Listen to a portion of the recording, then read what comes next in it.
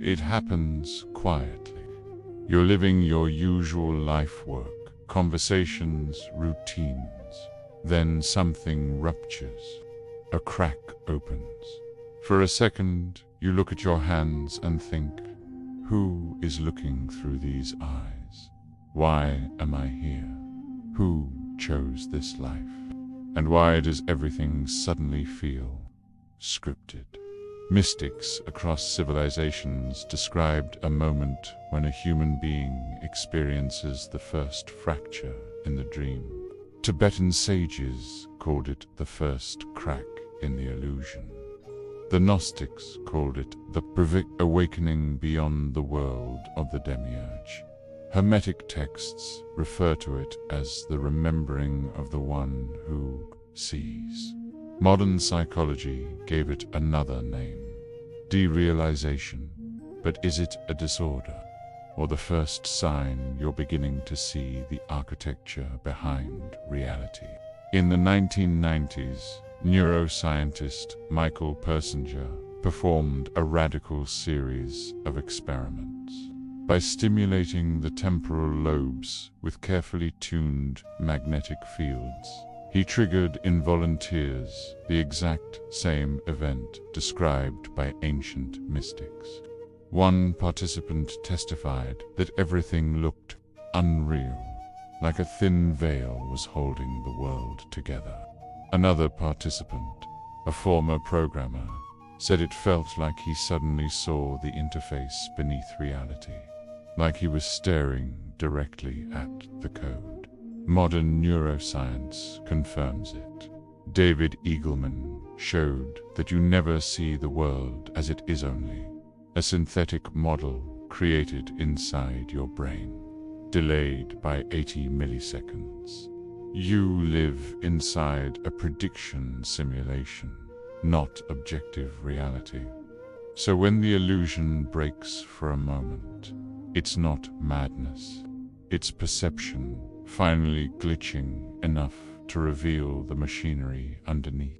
In 2003, the CIA quietly declassified a set of documents that shocked researchers. They state that consciousness can step outside linear time, accessing what they call the original pattern by. And the first stage of this shift, derealization, the exact same rupture mystics described thousands of years ago. Once the crack appears, you begin noticing things you ignored before. How events line up too perfectly. How people repeat the same emotional script. How society feels less like a world and more like a designed interface. Philosophers like Sartre wrote that objects feel strangely hollow during these moments, as if they simply are, but lack true existence. This is not delusion. It's the moment when your perception stops obeying the script. Many traditions say the same thing. This moment is not a malfunction. It's the beginning of memory. You are remembering the self that existed before the dream began. Derealization is not the world breaking. It's your identification with the world breaking. So if you suddenly feel that life is scripted, that reality is a veil, that something inside you is waking up, maybe you should ask the one question almost nobody dares to ask. Who pressed start? If the world is a simulation, if your awareness is the crack in the code, then the next question is inevitable. Who is the architect of the dream? And why were you placed inside it? We'll explore that in our next video. Make sure you're subscribed so you don't miss it. When the crack in the dream appears, one question becomes unavoidable. If reality is an interface, then who built it? Every ancient culture gave a different name to the same hidden force, not God, not the source, but the architect of the veil. They tried to warn us. We simply forgot how to read their symbols.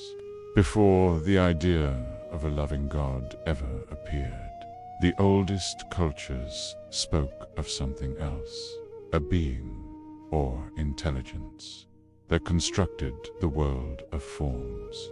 In Sumerian myth, humans were created not as children of the divine, but as laborers fashioned from clay and the blood of a slain god. In Kabbalah, this being is the architect of an unfinished world, a broken universe made from shattered vessels. In Gnostic texts, he is called the demiurge, blind creator, who mistakes himself for God. He is not the source, but the craftsman. The demiurge is not evil in the cartoon sense. He is order without understanding, a cosmic engineer. He copies the higher realms, but without their essence. He creates structure, but not meaning. The Gnostics wrote, "He built a world that imitates heaven, but lacks its light. It's a system designed not for liberation, but for repetition. And control does not require chains. Control requires predictability. Your brain reacts 5 times faster to fear than to joy not by accident. Fear is the perfect programming language." Modern neuroscience shows that the brain is a prediction engine. But ancient texts suggest something else is doing the predicting, something that benefits from your obedience to fears. The names change from the Anunnaki to modern algorithms. The mechanism does not. A former programmer in Persinger's brain experiments said something extraordinary. Reality felt like icons on a desktop. I could see the interface, but not the system behind it. What if he was right? Quantum physics suggests the universe is quantized, like digital resolutions. The CIA's Gateway documents describe reality as a holographic projection from an underlying energetic pattern. The world is a rendered environment, but rendered for whom? Culture is not neutral. It is an operating system, one that tells you what to fear, what to desire, and what to obey. As the Gnostics said, the greatest prison is the one you do not see. Ancient mystics claimed the demiurge built not just the world, but the rules by which humans would think inside it. Belief systems, moral codes, narratives of reward and punishment, not to enslave your body, but to occupy your mind. But the ancient texts also said this: the demiurge could not imprison everything. Inside each human, a spark from the higher realm, the real source, was placed. A fragment of the infinite trapped in a finite world. This spark is why you feel the crack in the dream. It is why you question everything. It is the part of you the system cannot control. When the spark begins to wake, the illusion becomes fragile. You start noticing too much.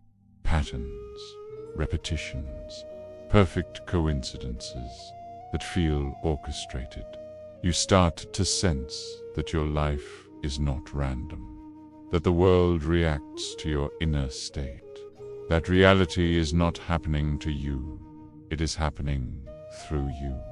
For thousands of years, priests, emperors, and institutions tried to bury one question, a question forbidden in every system of power. If this world is an interface, and the demiurge is the architect, then where is the source? Every myth hides a forbidden truth. Before the architect, before the demiurge, before the world of forms, there was something else, a source. a realm of pure consciousness, untouched, unshaped, unborn. The Gnostics called it the pleroma, the fullness. Hermetic masters called it the one mind. Vedic sages called it Brahman. Modern physics calls it the quantum field. Different names, one reality. The hidden source is not a place. It's a frequency, the purest state of being. No form, no time, no separation. Mystics across cultures tried to describe it and failed, because it cannot be spoken. It can only be remembered. This is the memory before memory. Every human carries a fragment of this source, a spark buried beneath layers of programming, trauma, culture, and fear. According to ancient cosmologies, the universe did not begin with creation. It began with a fracture. In Gnostic texts, the world of matter was born from a cosmic imbalance. The moment pure consciousness fractured into duality, harmony split into opposites, light versus shadow, order versus chaos, spirit versus matter. And into this fractured world, consciousness descended, forgetting its origin. Why don't you remember your origin? Because memory would break the system.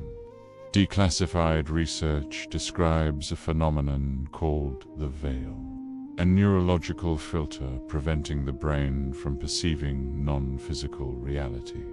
Dr. Persinger discovered that altering the temporal lobe could tear this veil, causing subjects to sense the source and realize the world around them was not complete. They reported that everything felt like a projection, like remembering something they never knew. Long before modern science, ancient civilizations studied the patterns of the source.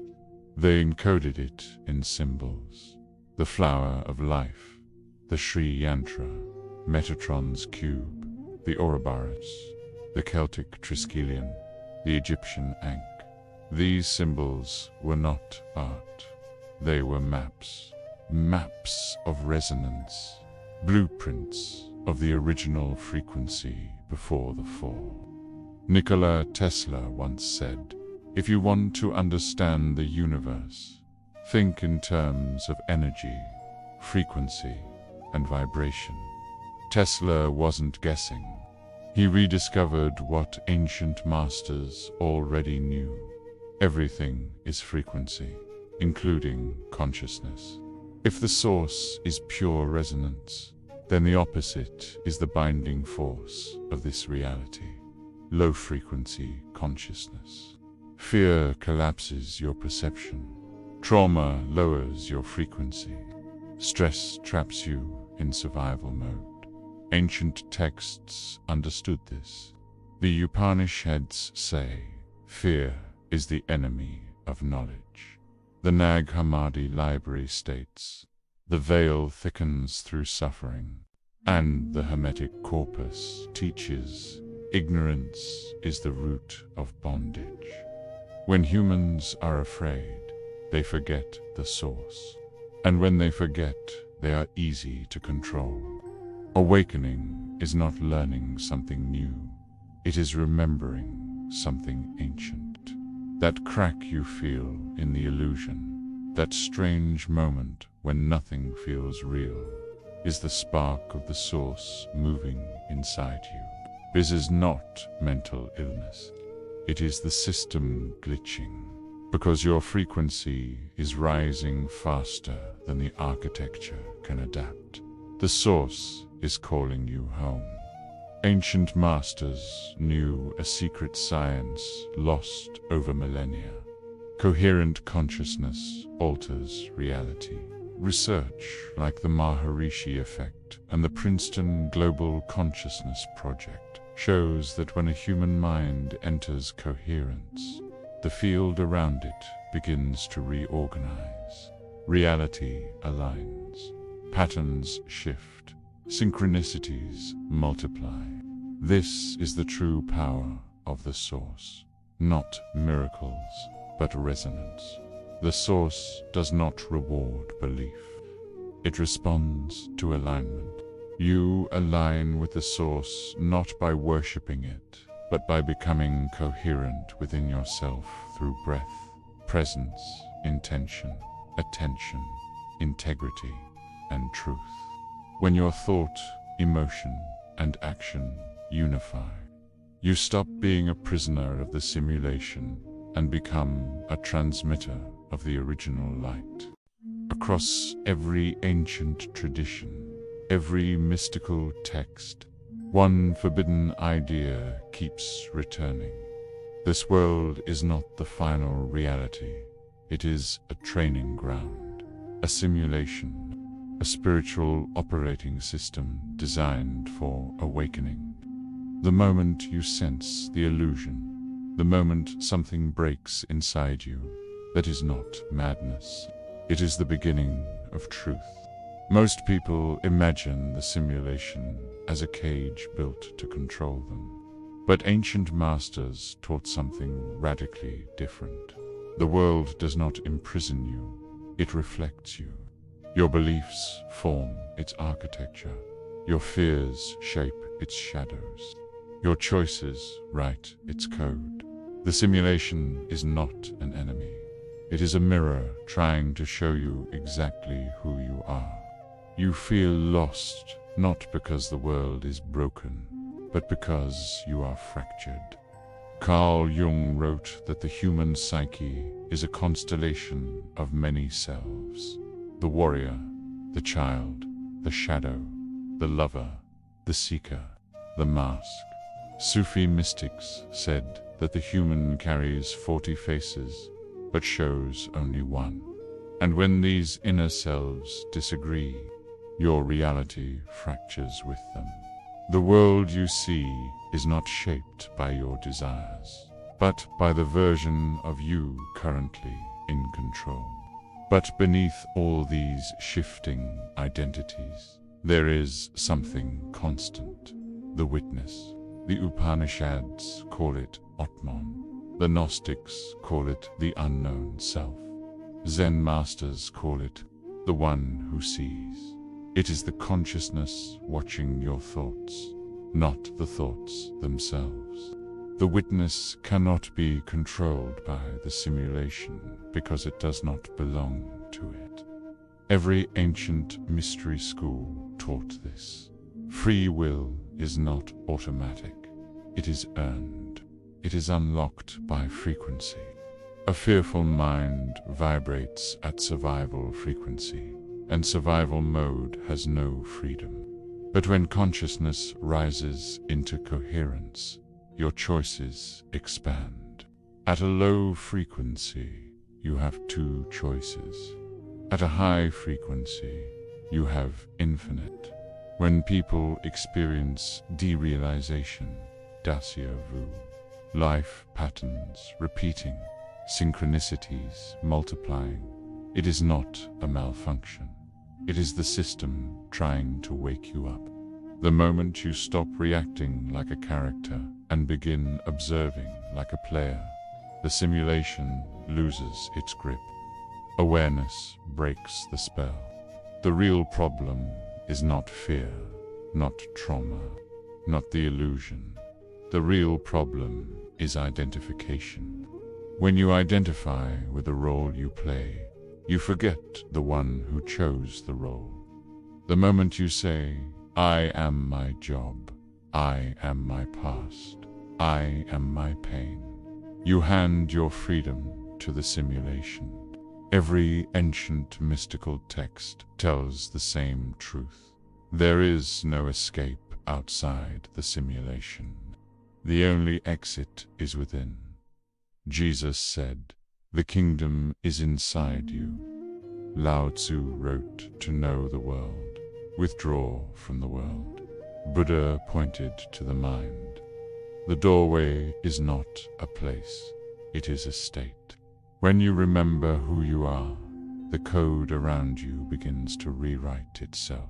When you rise above fear, when you align thought, emotion, and action, when you reclaim your frequency, you stop being a character in the simulation. You become a creator. This is what the ancients meant by enlightenment, not escaping life, but shaping it. You are not here to obey the simulation. You are here to rewrite it. If you're still here, watching my videos, I want to say something simple.